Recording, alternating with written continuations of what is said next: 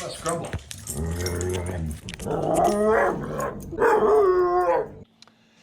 In this video, we're going to go over remote touch stick targeting. Now, this is part 3 of a 3-part series, and I'm here with my buddy Tim again. He's going to help us out. Now, if you don't already have a cue of being able to get your puppy to touch your hand on cue like this, touch, you shouldn't be practicing this exercise. You should be backing up and going to either touch hand targeting or the touch stick that we did in part 2.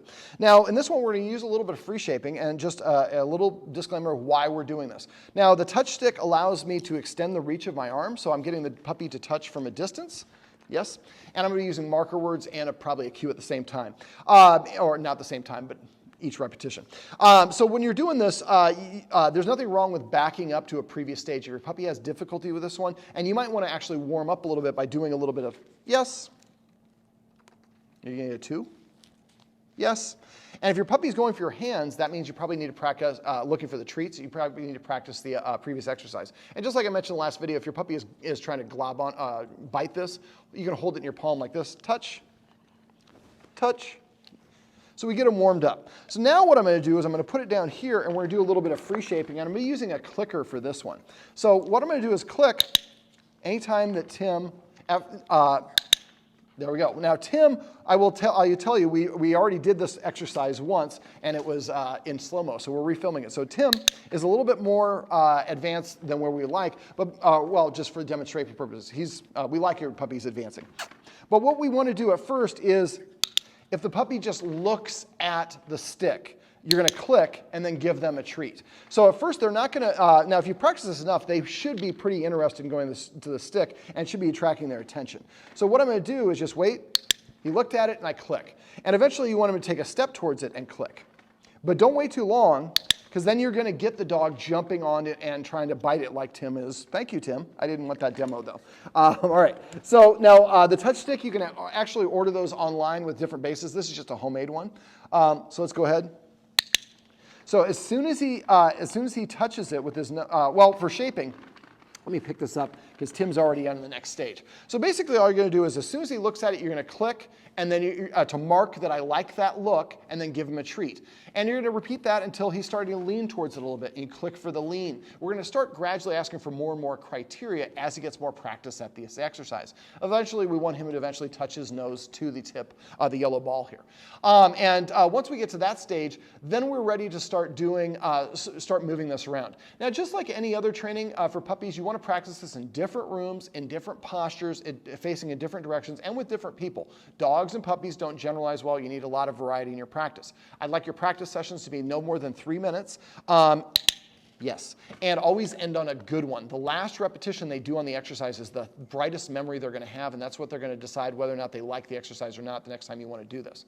Now, I'm going to invite Anna to come over. We're going to show you how you can start using this for a remote. And the reason we use this as a remote is we want to be able to have the puppy go away from me. Usually when I'm the handler or the guardian, the puppy's coming to me to get the treat or to interact with me. The touch stick, and Anna's going to go ahead and come on over here, is going to allow me to have the dog go to different places. Now, if he goes to Anna, Anna's not going to offer a lot of pets and interactions during this because we want him to interact with this stick. So she's just going to basically not correct him or anything like that. She just wants to become boring. Now, when I'm first doing this, I'm going to do it right here. And I'm going to be the one giving the treats. But eventually, we're going to incorporate Anna. So there you go. And now I'm going to move it a little bit. And there we go. So that's why Anna doesn't want to move, because if she moves, he just thinks, well, she's here to pet me and give me some attention. Yes. Now I can move it a little bit more. And what I'm doing is I'm helping him practice going to it and then walking away from it. So we're moving a little bit further away. And so we're incorporating some distance, and he's happy to do it. Now, I'm doing this really quickly. This is something that you're probably going to have to practice multiple sessions to. You might have a session or two where all he's doing is just looking at it, and you're clicking for looks, and he's not even making contact. That's okay. He might also regress. He might go from looking at it and then touching it, and the next time you do it, he won't even touch it.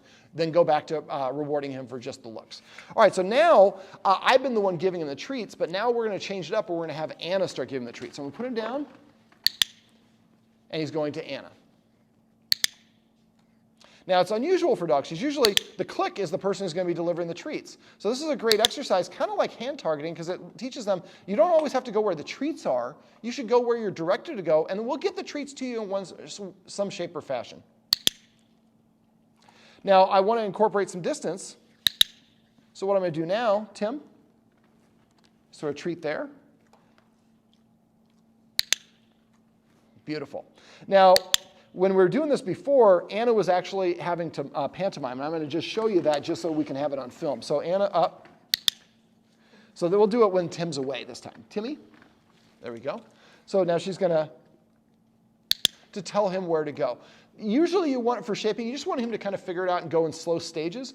But if you need to, you can pantomime a little bit. But again, if you're practicing this the hand targeting first, then touch stick targeting, then this one, they should be pretty comfortable with the touch stick if you're practicing properly and having a lot of success and ending on successes. And then he's just going to keep doing what he's doing right there. And then again, incorporate some distance and do this, do maybe 5 of them in this room and then go to the next room.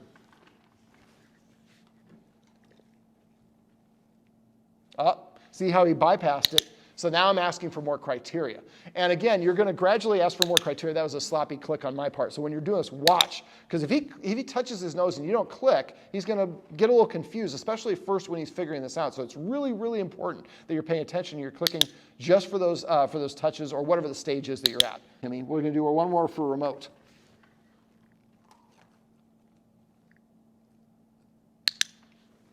Well, this is my buddy Tim. This is our trainer Anna. And this is how you can teach your puppy to do the remote touch stick targeting.